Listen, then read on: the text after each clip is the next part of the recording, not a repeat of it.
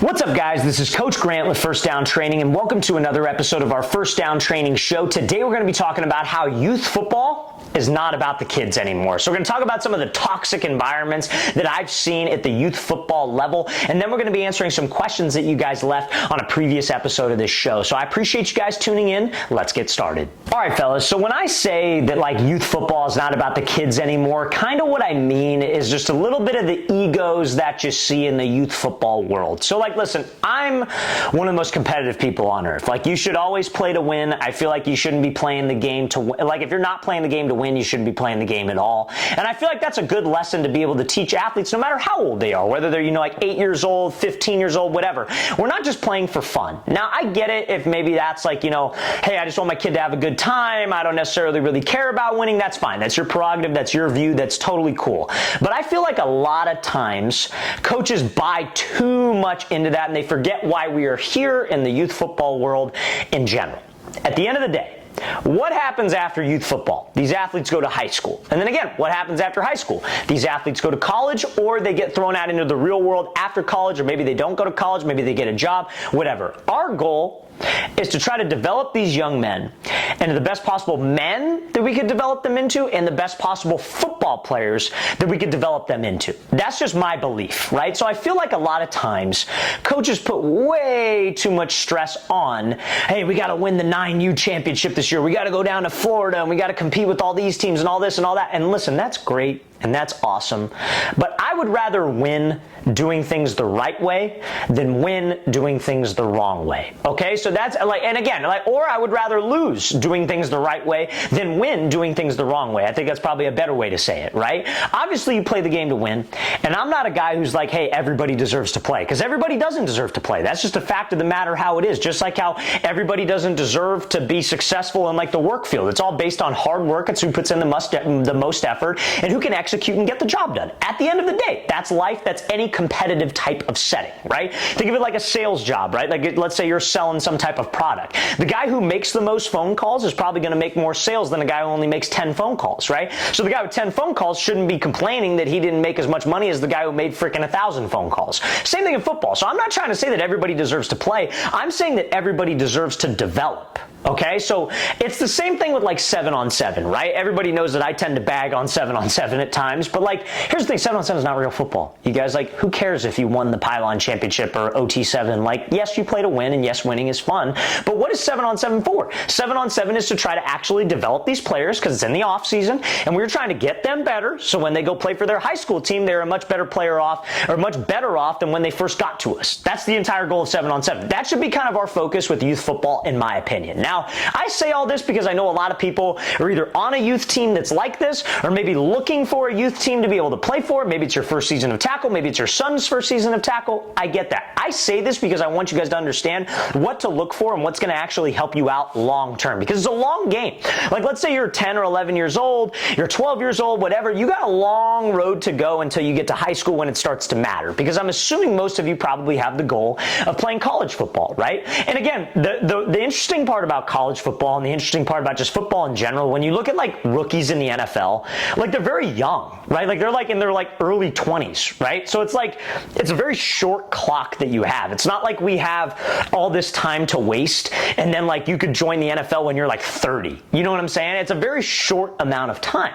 So your youth football years are so essential for development. So you need to get onto a team that is going to help you develop and actually is going to help you get better.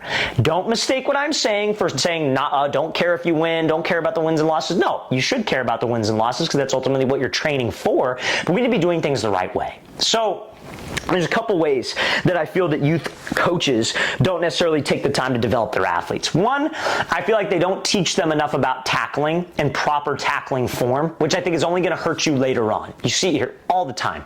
I get a countless number of DMs from players, from parents.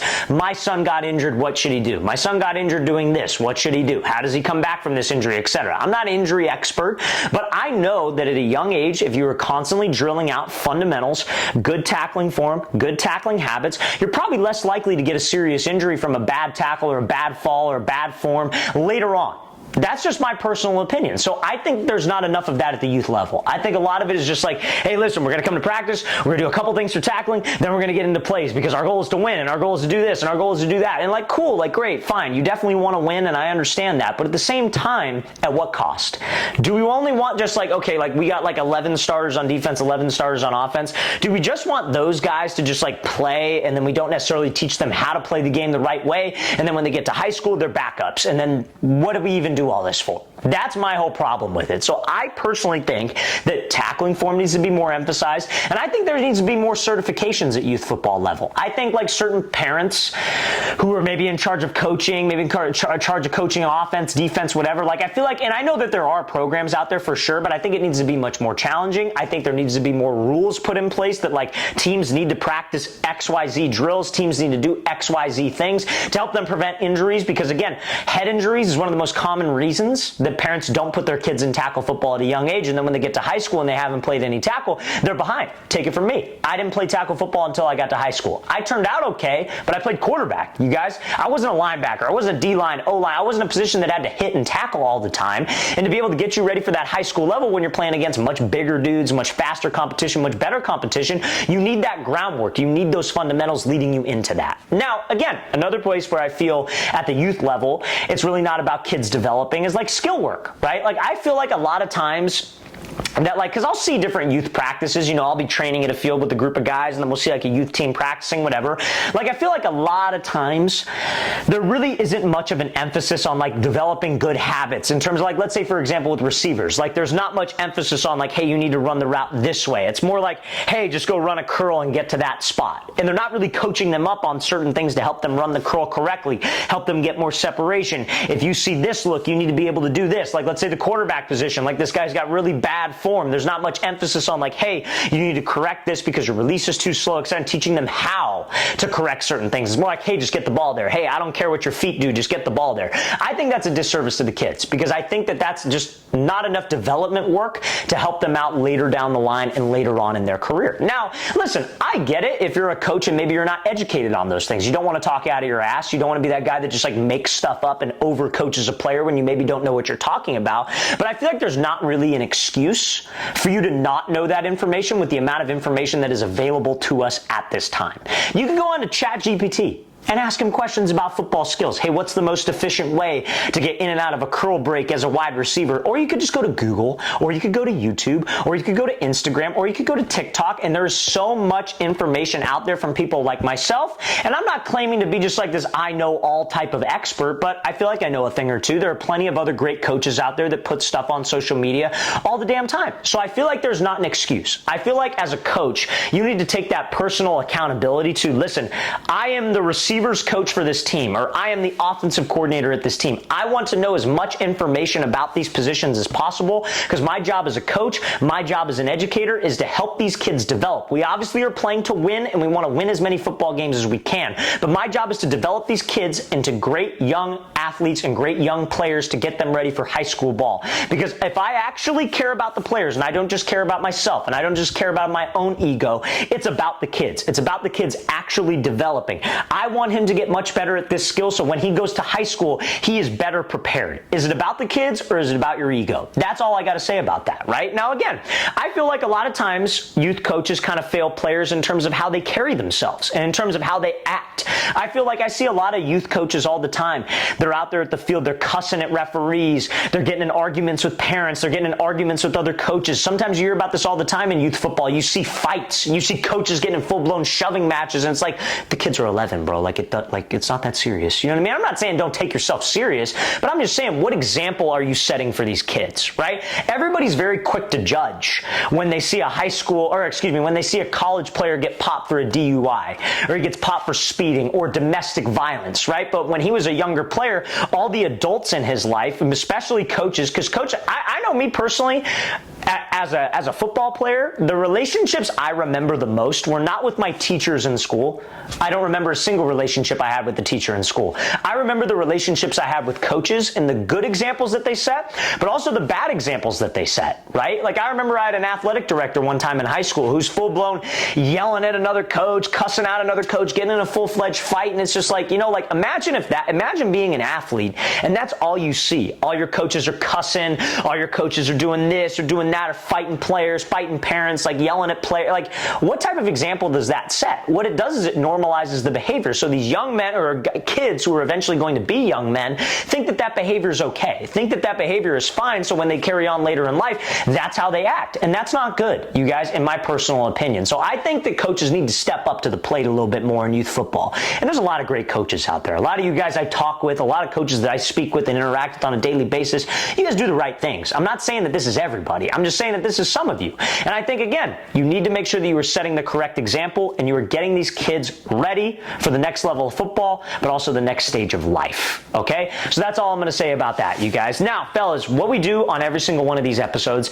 is we answer some questions that you guys left on a previous show. So if you guys have questions, stuff you want to ask me, don't hesitate. Post those in the comment section below, and I'll answer all your guys' questions I'll respond to you guys. You guys know the deal, especially if you've been watching this channel. I pretty much read and respond to every YouTube comment that we get, but also the best questions that I get, I will feature on the next episode of our show. But before I get into that, you guys, if you're a QB or wide receiver watching this, or a parent of a quarterback and wide receiver watching this, we have 2-day-long training camps this offseason coming out to 15 different cities across the entire U.S. So guys, if you want to sign up for one of our camps, you want to work with me, my staff of coaches, go to that very first link in the description below. That is where you can find all the information, you guys. We are going to be coming out next to San Francisco, California, then Orlando, Florida, Phoenix, Arizona, Columbia, South Carolina. After that, we'll be coming out to Seattle, Washington, Oklahoma City, Oklahoma, Nashville, Tennessee, Milwaukee, Wisconsin, Austin, Texas, Atlanta, Georgia, Denver, Colorado, Columbus, Ohio, Boston, Massachusetts, Salt Lake City, Utah, and finishing it off in Los Angeles, California. So guys, want to come train with me? Very first link in that description below. We'd love to have you out there. Our camps, our first 3 camps, you guys, only have about 5 spots remaining, and then the rest of our camps will sell out probably before the first of the year because, again, we limit spots. Our camps are a little unique because we work with each athlete on an individual basis, so we can't have a million people out there. Like, we take the time, like, hey, you screw up, like, we're going to tell you, hey, this is what you did wrong, this is how you can improve, because that's what training's all about, you guys. It's about trial and error, getting corrected, and using those corrections and those tips that you got on your own time, because that's how you develop. So that's our style, so that's why we limit spots. So guys, make sure you take advantage of the fact that we have open spots. Go to that very first link in the description below. We'd love to have you there, okay? So now, let's get into some of these questions, all right? So first question from Grant, great first name, Grant B6Y. I'm in 5th grade and I'm going to play tackle football next year. Do you have any tips? I mean, if it's your first year of tackle, man, biggest piece of advice I could give to you would probably be buying your own gear. So if you can afford it, I'm obviously going to give you some other things that you could do, but if you can afford it, get your own pads and get your own helmet, just because a lot of times you don't necessarily know what you're going to get. Some schools and some programs give out really good gear, and that's totally fine, but if you get your own pair of pads and own helmet that you're comfortable with, that you like, you have a lot of mobility, it makes the transition a little bit easier. Second thing I'd recommend is, if you can't afford like high-end stuff, don't worry about it. I still recommend in the off-season getting a cheap pair of pads, maybe a cheaper helmet. Don't necessarily do contact drills with it, but do different drills where you're getting some type of like light contact from somebody so you get used to it. And also you get used to doing drills and doing football movements with the extra gear on, because you feel slower, you feel uncomfortable, but the more reps you get at that, the more comfortable you'll be come August 1st when you guys start pads. And again, you don't want the first time that you're putting pads and a helmet on to be August 1st, because you're going to be way behind, you're going to be uncomfortable, and it's going to be a learning curve, okay? So I hope that makes sense, man. Appreciate you asking that. Next question from Adrian M. Prod Z. How important it is to go to a higher ranked school to get attention, like compared to a worse football team?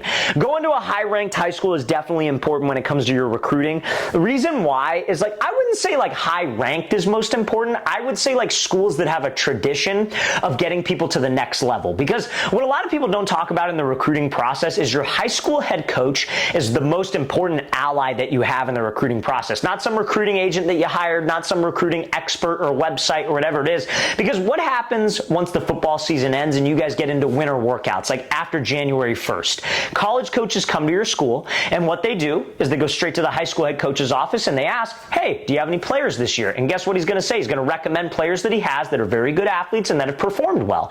So if you go to one of those schools where they have a tradition of getting people to the next level, that high school head coach has relationships with so many different college coaches, and those college coaches will come back to them because recruiting is all about relationships, connections, and more so who you know. So that's what I would pay attention to more. If the school is not that great, but your coach is well connected, I definitely recommend that's totally fine school to go to. If it's a really great school, but your coach has no tradition of getting people to the next level, or maybe he's a new guy, doesn't have a lot of relationships, that might not be the best from a recruiting lens. Yes, you want to play on a good team. Yes, you want to play the best competition, but from a recruiting lens, it's more about having a head coach who is well connected, okay? So I hope that answers your question, man. Next question from Top West Edits. Hey, coach, a high school defensive lineman recently died of a neck injury in a game, and a lot of people are blaming coaching, and some people are saying it was just bad luck. What can I do to avoid injuries like that? So when it comes to like neck injuries, head injuries, couple things that you can do to avoid that. Obviously, practicing good tackling form. That's kind of on your coaches to make sure that you guys are repping out tackling drills. Make sure your head's on the right side, making sure you keep your head up, making sure you're changing levels, not tackling high. Another thing you can do is different neck exercises, like maybe, like put your helmet on and do some where you lean this way and lean this way to strengthen your neck. So when you get hit, your head doesn't whiplash back and hit the ground, and you can maybe tuck your chin a little bit easier and not have that whiplash where your head's hitting the ground, etc. That's obviously very sad, but I would say those are the best things that you could do to help you prevent those injuries the best you can. Sometimes things happen, but that's the best course of action to have, okay? So guys, I appreciate everybody tuning in. That does it for this episode of our show, but I hope this was able to help. Hope this gave you guys some value. And again, guys, if you have questions, stuff you want to ask me, do not hesitate. Post those in the comment section below. We always enjoy interacting with you guys, and we'll see y'all next time.